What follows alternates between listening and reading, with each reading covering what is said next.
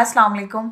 आज का टॉपिक है बच्चों trends in bonding in oxides and chlorides of period 3। Third period है बच्चों, उसमें हमने ऑक्साइड्स एंड क्लोराइड्स की बॉन्डिंग देखनी है। ऑक्साइड्स का मतलब क्या होगा कि ऐसे कंपाउंड बचे होंगे जिसमें ऑक्सीजन मेन कंपोनेंट होगा, और क्लोराइड का मतलब क्या होगा, ऐसे कंपाउंड जिसमें क्लोरीन मेन कंपोनेंट होगा। पीरियड 3 का मतलब क्या है, थर्ड पीरियड। थर्ड पीरियड के एलिमेंट लिखने हैं और उनके ऑक्साइड्स एंड क्लोराइड्स बनाने हैं, ठीक है। तो थर्ड पीरियड कौन सा है, यहाँ पे हमारे पास है sodium, magnesium, aluminium, silicon, phosphorus, sulphur and chlorine. आज हम बच्चों ऑक्साइड्स के बारे में पढ़ेंगे, ऑक्साइड्स ऑफ पीरियड 3। तो हमने थर्ड पीरियड यहाँ पे लिख लिया है। अब हम देखेंगे कि इनके ऑक्साइड्स कैसे बनते हैं। ये पीरियड थर्ड है, लेकिन ये किस ग्रुप से बिलोंग करेगा बच्चों, ये है ग्रुप नंबर 1, ये है ग्रुप 2 एलिमेंट, ये है ग्रुप 3, ये है ग्रुप 4, फिर ये है ग्रुप 5, ये है ग्रुप 6 और ये है ग्रुप 7, ठीक है। अगर आप सोडियम का ऑक्सीजन के साथ रिएक्शन करवाओगे तो ऑक्साइड बनेगा ये, ठीक है। मैग्नीशियम का करवाओगे तो MgO बनेगा। एल्यूमिनियम का रिएक्शन करवाओगे तो एल्यूमिनियम ऑक्साइड बनेगा, ठीक है। इसी तरह सिलिकॉन का रिएक्शन करवाओगे तो सिलिकॉन डाइऑक्साइड बनेगा। फास्फोरस के केस में दो चीजें बनेंगी। अब वो दो क्या होंगे, इसमें P2O3 और P2O5। उसके अलावा सल्फर के केस में भी बच्चों दो ही हैं, SO2 और SO3। क्लोरीन के केस में 3 है, ClO2 भी बन सकता है, ठीक है, Cl2O भी बन सकता है, और थर्ड में Cl2O7 भी बन सकता है। तो थर्ड पीरियड के एलिमेंट हैं वो ऐसे ऑक्साइड्स बनाएंगे, क्लियर। तो इसी को हमने आगे एक्सप्लेन करना है कि ये ऑक्साइड्स बनते कैसे हैं, इनके रिएक्शंस कैसे होते हैं। हम ये देख लेते हैं कि इन ऑक्साइड्स में बॉन्डिंग कौन कौन सी होती है। ऑक्साइड्स ऑफ ग्रुप 1,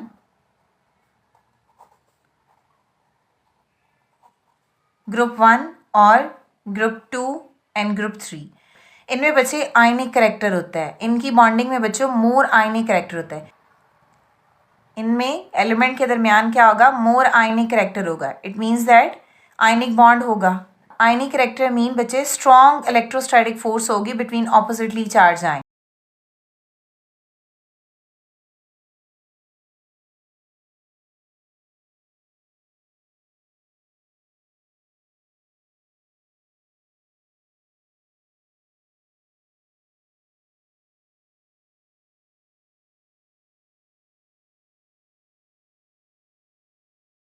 ये फर्स्ट 3 हैं, इनके दरमियान में बॉन्ड कौन सा होगा बच्चों, आयनिक बॉन्ड होगा, ठीक है। इनके दरमियान में आयनिक करेक्टर होगा। बाकी कितने बच गए हैं, अब बाकी ग्रुप्स लिखते हैं। अब रिमेनिंग जो ग्रुप्स हैं बच्चे, ऑक्साइड्स ऑफ ग्रुप, कौन कौन से ग्रुप रह गए हैं, 4, 5, 6 एंड 7। इनके दरमियान में बच्चे मोर कोवेलेंट करेक्टर होगा। Exist as a covalent nature molecule with weak intramolecular forces, ठीक है। जैसे जैसे आप पीरियोडिक में बच्चे लेफ्ट टू राइट मूव करते जाओगे ना, तो आपके पास जो कोवेलेंट करेक्टर है वो इंक्रीज होगा, ठीक है, बिकॉज आयनिक करेक्टर डिक्रीज होता जाएगा ना। आयनिक करेक्टर तो शुरू में था। अब उसका रीज़न क्या होता है, रीज़न ये होता है कि इलेक्ट्रॉन नेगेटिविटी इंक्रीज करती है और जो आयनिक करेक्टर है वो डिक्रीज हो जाता है। अब हम डिटेल में पढ़ेंगे कि क्लासिफिकेशन ऑफ ऑक्साइड्स क्या है, ठीक है, मतलब ऑक्साइड्स की कितनी तरह की क्लासिफिकेशन है। सबसे पहले आप ऑक्साइड की डेफिनेशन देख लो। Oxides are the binary compounds. Binary compounds का मतलब क्या होता है कि जिसमें दो एटम्स हों, ठीक है, दो एटम्स हों जिसमें, उनको हम क्या बोलेंगे, बाइनरी कंपाउंड। इसका मतलब है इसमें एक तो ऑक्सीजन होगा, ठीक है, और रिप्लेसमेंट में यहाँ पे कोई भी एलिमेंट हो सकता है। एक तो ऑक्सीजन है बिकॉज ऑक्साइड की बात की जा रही है। अब यहाँ पे हमने क्योंकि पीरियड 3 लिखा है तो सोडियम हो सकता है, यहाँ पे मैग्नीशियम हो सकता है, एल्यूमिनियम है, ऐसे ही आगे हम लिखेंगे, ठीक है। ऑक्सीजन कंपल्सरी है, ऑक्सीजन के अलावा बाकी जो पीरियड 3 है उसमें से कोई भी एलिमेंट यहाँ पे लिख सकते हैं, clear. So oxides are the binary compounds formed by the reaction of oxygen with other element. वही बात होगी ना, ऑक्सीजन जो है वो किसी दूसरे एलिमेंट के साथ कंबाइन करके बॉन्ड बनाएगा, तो वो जो कंपाउंड बनेगा उसको हम बोलेंगे वो है ऑक्साइड्स, क्लियर। अब जो ऑक्साइड्स हैं वो कितनी तरह के हो सकते हैं। ऑक्साइड जो है वो न्यूट्रल भी हो सकते हैं, ठीक है। ऑक्साइड जो हैं वो एम्फोटेरिक भी हो सकते हैं,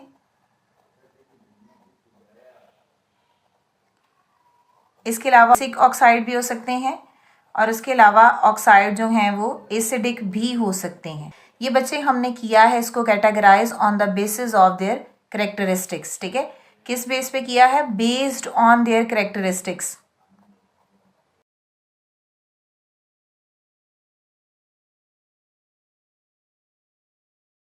बेसिक ऑक्साइड्स क्या होंगे? Basic oxides is an oxide that when combined with the water give off alkali. यानी बेसिक ऑक्साइड्स बच्चे जब वाटर के साथ कंबाइन करते हैं तो वो अल्कली प्रोड्यूस करते हैं। अब अल्कली क्या है? अल्कली बोलते हैं जैसे सोडियम हाइड्रोक्साइड है, ये क्या है? ये अल्कली है, ठीक है। तो बेसिक ऑक्साइड्स क्या करते हैं? जब भी वाटर के साथ कंबाइन करेंगे वो अल्कली को प्रोड्यूस करेंगे, ठीक है। मेटल जब रिएक्ट करती है ना ऑक्सीजन के साथ तो वो बेसिक ऑक्साइड प्रोड्यूस करते हैं। जैसे फॉर एग्जांपल मेटल क्या है? सोडियम है, ये रिएक्ट करेगी ऑक्सीजन के साथ इस तरह, तो ये क्या है? ये बेसिक ऑक्साइड है, ठीक है। जैसे ये मेटल है, ये रिएक्ट करेगी ऑक्सीजन के साथ, तो ये क्या है? ये बेसिक ऑक्साइड है। तो इसका मतलब है ये दोनों के दोनों ये क्या है? बेसिक ऑक्साइड्स, ठीक है। बेसिक ऑक्साइड्स क्यों है? क्योंकि बच्चों इसमें जो ये है, ये क्या है? ये मेटल है सोडियम, ठीक है, और ये क्या है? ऑक्सीजन, और इसको कलेक्टिवली क्या बोलेंगे? Basic oxide. जब मेटल रिएक्ट करेगी ऑक्सीजन के साथ वो बेसिक ऑक्साइड्स बनाएंगे, और ये बेसिक ऑक्साइड्स क्या करती हैं? ये वाटर के साथ रिएक्शन करने के बाद अल्कली प्रोड्यूस करते हैं, ठीक है। ये अल्कली बेसिक ऑक्साइड होते हैं वो यूजुअली आयनिक के नेचर होते हैं। आयनिक का मतलब क्या होता है कि जैसे देखो सोडियम और ऑक्सीजन के दरमियान जो बॉन्ड है बच्चे वो आयनिक है। मैग्नीशियम और ऑक्सीजन के दरमियान जो बॉन्ड है वो आयनिक है। पीरियोडिक टेबल में जो ग्रुप 1 एंड ग्रुप 2 है बच्चों वो बेसिक ऑक्साइड्स बनाते हैं, ठीक है। जो ग्रुप 1 एंड ग्रुप 2 के एलिमेंट है form basic oxides to react with oxygen. यानी जितने भी ग्रुप 1 के एलिमेंट हैं, जितने भी ग्रुप 2 के एलिमेंट हैं, जब वो ऑक्सीजन के साथ रिएक्ट करते हैं तो वो बेसिक ऑक्साइड प्रोड्यूस करेंगे, ठीक है। अगर हम ग्रुप 1 के एलिमेंट देखें तो सोडियम ऑक्साइड है, ठीक है। और अगर ग्रुप 2 के एलिमेंट देखें तो जैसे मैग्नीशियम ऑक्साइड है, इसके अलावा कैल्शियम ऑक्साइड है, इसके अलावा बेरियम ऑक्साइड है, तो ये सारे के सारे ग्रुप 2 हैं, ठीक है। तो ये यहाँ से लेके यहाँ तक ये क्या है? ये है बच्चों ग्रुप 2, और ये क्या है? ये है ग्रुप 1 एलिमेंट, ठीक है। Group 1 and group 2 element oxygen के साथ रिएक्ट करके बेसिक ऑक्साइड प्रोड्यूस करेंगे, ठीक है। बेसिक ऑक्साइड जब वाटर के साथ रिएक्शन करते हैं तो बच्चे अल्कली बनती है। अल्कली मीन हाइड्रोक्साइड्स बनते हैं। अब हाइड्रोक्साइड्स की जो सॉल्युबिलिटी है वो इंक्रीज करती है डाउन द ग्रुप। देखो डाउन द ग्रुप क्या होता है? साइज इंक्रीज करता है। जब साइज इंक्रीज करेगा तो इट मीन्स दैट अट्रैक्शन कम हो जाएगी, और जितनी अट्रैक्शन कम होगी उतना आसानी से चीज़ डिजॉल्व हो जाएगी। यानी हाइड्रोक्साइड्स की सॉल्युबिलिटी इंक्रीज करती है डाउन द ग्रुप। अगर आप ग्रुप नंबर 2 लिखो तो ग्रुप 2 में है हमारे पास beryllium, magnesium, calcium, strontium, barium and radium. बस सबसे ऊपर ग्रुप में है बेरिलियम और सबसे नीचे ग्रुप में क्या है हमारे पास? रेडियम। इसका मतलब है इसके अकॉर्डिंग जो रेडियम है इसकी सॉल्युबिलिटी ज़्यादा है। तो हमने क्या कहा बच्चे? Hydroxide solubility increase down the group. जब आप डाउन द ग्रुप मूव करोगे तो हाइड्रोक्साइड्स की जो सॉल्युबिलिटी है वो इंक्रीज करेगी। तो सबसे एंड पे क्या है? रेडियम। मीन्स दैट इसके हाइड्रोक्साइड्स की सॉल्युबिलिटी ज़्यादा होगी और बेरिलियम की क्या होगी? कम होगी। इसी तरह बच्चों alkalinity also increase down the group. Alkalinity भी क्या होगी? इंक्रीज करेगी down the group. More solubility of hydroxides, और इसके अलावा और क्या होगा? मोर अल्कलिनिटी।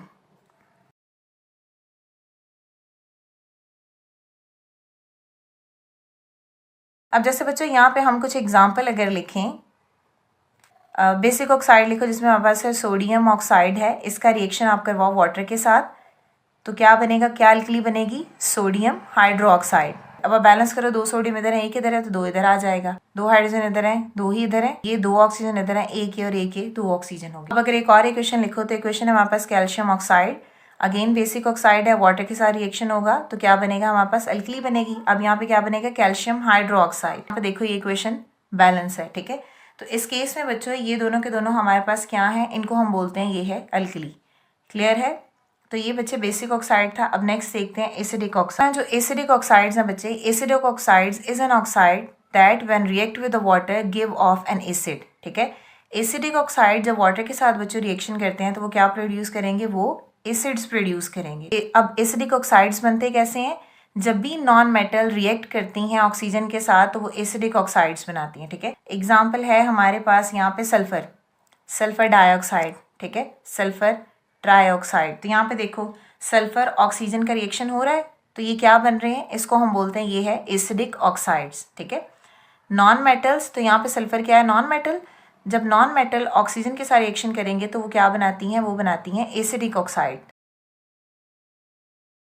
अब इनके दरमियान में क्या होता है, कोवेलेंट बॉन्ड होता है, तो कोवेलेंट बॉन्ड इज फॉर्म्ड। जो ग्रुप 4 के एलिमेंट है बच्चों, वो है हमारे पास सिलिकॉन, तो सिलिकॉन क्या बनाएगा, सिलिकॉन डाइऑक्साइड। तो ग्रुप 5 के एलिमेंट क्या है हमारे पास, फास्फोरस, तो फास्फोरस क्या बनाएगा, P2O3 या फिर P2O5, ठीक है।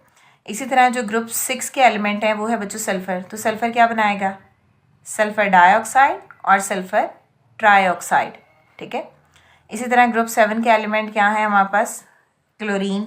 क्लोरीन के भी 3 पॉसिबल कंपाउंड हैं, ClO2, Cl2O और Cl2O7, ठीक है। इसका मतलब है ये डिफरेंट ग्रुप्स के एलिमेंट हैं और ये इस तरह ऑक्सीजन के साथ मिलेंगे और ये सारे के सारे क्या हैं, एसिडिक ऑक्साइड्स हैं, ठीक है। जब एसिडिक ऑक्साइड्स वाटर के साथ रिएक्शन करते हैं तो वो एसिड प्रोड्यूस करते हैं, ठीक है। अब वो हम लिखेंगे कि वो एसिड कैसे बनाएंगे। यहाँ पर हम लिखेंगे P2O3, इसका रिएक्शन आपने करवाना है वाटर के साथ, तो जब ये रिएक्शन करेगा बच्चे, ये बनाएगा H3PO3, ठीक है। इसको हम बोलते हैं फास्फोरस एसिड। क्या है ये, फास्फोरस एसिड, ठीक है।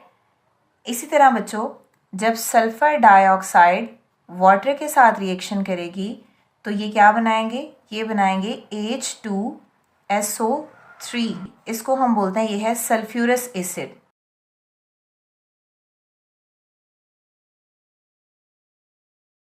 ये जो ये वाले कंपाउंड्स हैं ये दोनों के दोनों क्या हैं, ये है एसिडिक ऑक्साइड।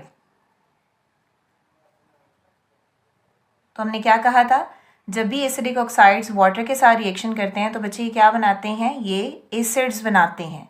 तो देखो एक एसिड ये है और एक एसिड ये है, एसिड ही बना है ना, ठीक है। तो ये एसिडिक ऑक्साइड्स हैं, वाटर के साथ इनका रिएक्शन हुआ तो इन्होंने क्या बनाया, फास्फोरस एसिड और सल्फ्यूरस एसिड। फास्फोरस एसिड है ये, फास्फोरस एसिड है, फास्फोरिक नहीं है। अगर फास्फोरिक एसिड होता तो H3PO4 होना था, अगर सल्फ्यूरिक एसिड होता तो H2SO4 होना था। जो एसिडिक ऑक्साइड्स हैं ये बेस के साथ भी रिएक्शन देते हैं। कोई भी एसिडिक ऑक्साइड लिख लेते हैं, जैसे हमने यहाँ पे लिखा सिलिकॉन डाइऑक्साइड, इसका रिएक्शन हमने करवाया सोडियम हाइड्रो ऑक्साइड के साथ, ठीक है।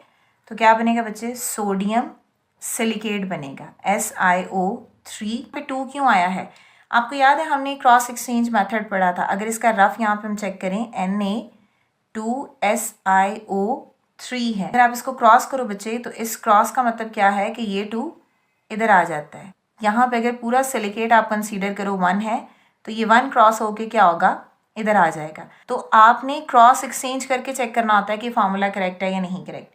तो ये क्या बनेगा, सोडियम सिलिकेट और साथ में क्या बनेगा, वाटर। अब आप इक्वेशन को बैलेंस कर लो, 2 सोडियम इधर है और इधर 1 है, तो इसका मतलब है यहाँ पे 2 आ जाएगा। 1 सिलिकॉन इधर, 1 इधर, 2 और 2 4 ऑक्सीजन इधर, 3 और 1 4 इधर, ठीक है। 2 हाइड्रोजन इधर, ये 2 इसके साथ भी है तो 2 हाइड्रोजन इधर आ जाएंगे, तो 2 ही सोडियम इधर आएंगे। क्लियर। जो कुछ और एसिडिक ऑक्साइड्स हैं जो बेस के साथ रिएक्शन करेंगे, अगेन प्रोडक्ट हमारे पास क्या बनेगा, Na3PO3, ठीक है, और यहाँ पे वाटर। तो जब आप 3 को यहाँ पे क्रॉस करोगे तो फॉस्फेट -3 होता है, ठीक है। और पूरा PO3 1 है तो ये 1 को यहाँ क्रॉस करोगे तो Na+1 आ जाएगा। तो इस तरह इसका मतलब है कि ये फार्मूला करेक्ट है। अब आप इसी तरह इसको बैलेंस कर लो। यहाँ पे बैलेंस करने के लिए मैंने आपको ऑलरेडी बताया हुआ है, इसलिए मैंने यहाँ पे डायरेक्ट लिख दिया, ठीक है। अब 1 बाय 1 चेक करके देख लेना, बैलेंस करके यही आपके पास इक्वेशन कंप्लीट होती है। तो ये Na2SO3 बनेगा, ठीक है। अगेन H2O है, अगेन आप इसको भी बैलेंस कर लो, 2 सोडियम इधर है और यहाँ पे कितने हैं, 2 हैं, तो इसका मतलब है कि 2 इधर आ जाएगा। तो 1 सल्फर इधर है और 1 सल्फर इधर है। आपको बच्चे ऑक्सीडेशन नंबर पता होना चाहिए, आप किसी भी क्वेश्चन को आसानी से लिख सकते हो। तो यहाँ पे जो PO3 है वो -3 है, SO3 -2 है। तो देखो जब आप क्रॉस करोगे तो ये 3 और 2 आपको ऑटोमेटिकली समझ आ जाएगी कि सोडियम के साथ आपने 2 लगाना है या 3 लगाना है, ठीक है। ऐसे जैसे ऊपर लिखा है ना, वैसे ही आप इसको ऐसे कर सकते हैं। अब नेक्स्ट है बच्चों amphoteric oxides. Amphoteric oxides are oxides that can react with both acids and base. देखो ये एज एन एसिड वर्क करेंगे या एज अ बेस वर्क करेंगे, ये डिपेंड करता है कि इसके साथ वाला कंपाउंड कौन सा, ठीक है। तो means have ability to behave as either an acid और a base depending upon the condition. तो बच्चों यहाँ पे है हमारे पास एग्जांपल एल्यूमिनियम ऑक्साइड्स की। एल्यूमिनियम ऑक्साइड जो है ना वो इनसॉल्युबल होता है वाटर में, लेकिन वो एसिड्स के साथ रिएक्ट करके एल्यूमिनियम क्लोराइड और वाटर बना देता है, ठीक है। क्या मैंने कहा, ये क्या होगा, इनसॉल्युबल होगा वाटर में,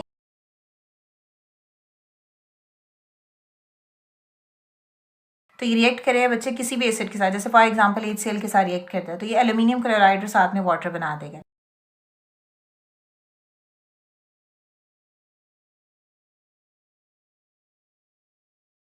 एसिड्स कौन सा मैंने यहाँ पे लिखा है HCl, हाइड्रोक्लोरिक एसिड के साथ रिएक्ट करेगा तो क्या बनाएगा, टू फॉर्म एल्यूमिनियम क्लोराइड